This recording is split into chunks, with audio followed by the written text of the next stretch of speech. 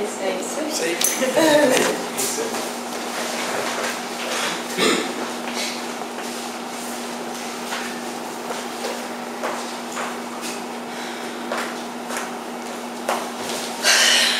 Que era isso agora?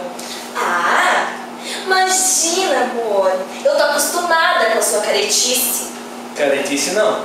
Valores, educação que eu recebi. Educação, verdade.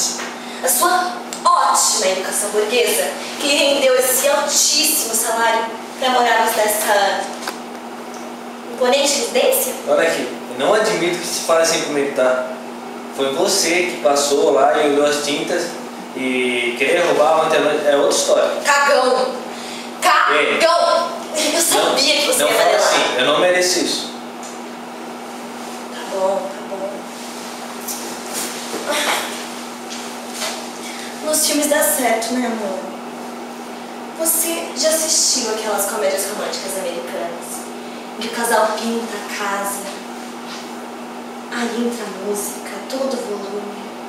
Normalmente é a hora da virada.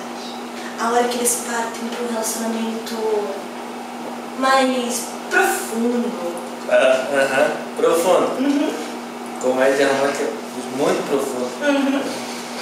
É a curva do roteiro. Eles partem para uma nova história.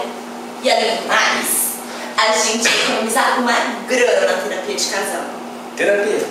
Desde quando o nosso casamento é crise? Vida nova, casa nova. E além do mais, pode ser emocionante. Pode ser até arriscado, como numa sequência policial.